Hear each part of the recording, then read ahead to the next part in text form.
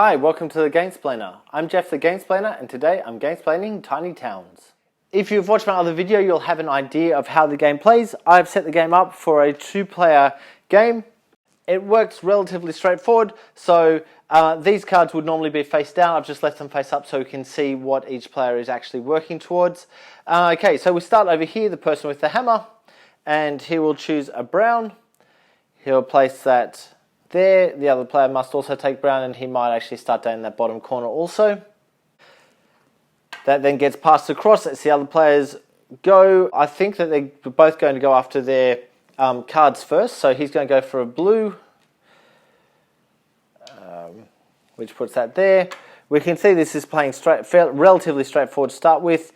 He's going for a brown again. This guy has to go for a brown. He's already filled up the brown part of this, so he doesn't want to put it in either of those two spots. But he could place that there and go after getting a greenhouse. And once he's got a greenhouse, he can then just start building. Okay, back over to this player who will get a red or orange, depending on how your colours are. This player can also do the same. Pass it back across. He will go after yellow. That player will also do the same. Now, this player can choose to turn that in. You don't have to turn this straight in, but it's probably a worthwhile thing for this player to do. So he will flip that card over. That's now happened. He's going to gain 2 points for each unique adjacent building type. So it's probably worth his while to put that right there. It's now his turn, and he thinks he's going to go for another brown. He's going after the greenhouse for the moment. This player needs to place a brown. He's thinking for the moment he will need to do one of these. So it's probably worth his while to throw that up into the corner for that one, so he can then build out from there. It comes back over to this player's turn. He will go for a grey, which will finish his section off. He's getting points for the number of building types that he's constructed. So he'll go for this into the corner and knock out the rest of those. This player will probably go after a tailor as his next thing. And he will go for a yellow one and put that there. This player will put a yellow there as well. Coming back over, this player will go after another brown, which forces him to go after a brown as well. He might put that in the corner and maybe build a feast house. We'll see how that goes.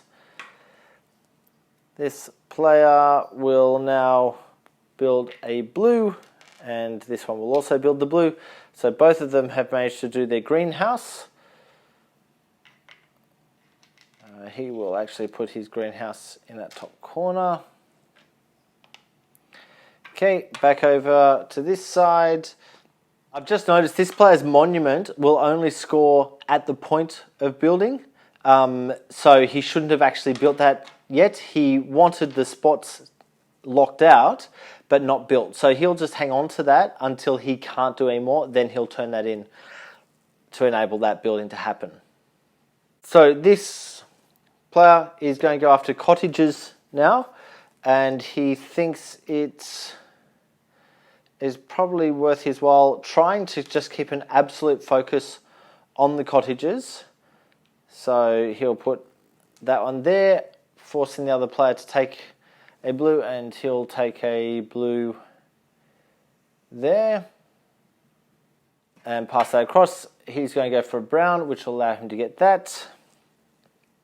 And this player might place a brown there, maybe go after a well in this bottom corner. Coming back across, he'll go for a red. The other player will put the red there and maybe go after an abbey. This player, before he does his thing, he's going to turn that into the feast hall. He'll put that there. And this guy will take a grey, put that in there, forcing this one to take grey as well. He'll do that, which will knock those two off for a well. Back over to this guy who is going to take a yellow to go there. and he'll take them off to put a cottage in.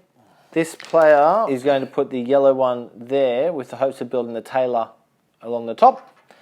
Pass that across, and he will take a blue so he can build his abbey.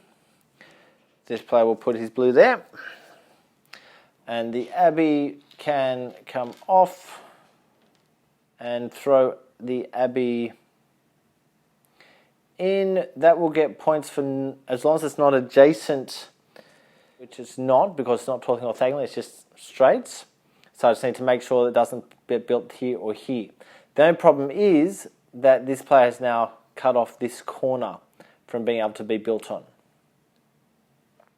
Coming back across to this player who will go for red again, and he might put red in there to build the cottage.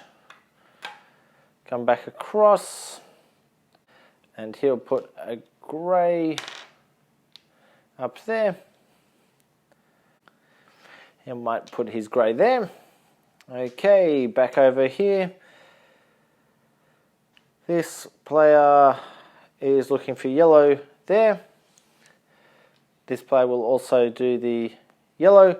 This one can now turn that into another cottage. I think you get the idea of how this game is playing and what's going on. If you have any comments or suggestions, please write them below. If you have any games that you would like to be Gamesplaned, please shoot me an email at thegamesplainer@gmail.com. Follow me on Instagram and Twitter at thegamesplainer to keep up to date with the games I'm playing. Subscribe to my videos to keep up to date with the games that I'm gamesplaining. And until next time, enjoy gaming.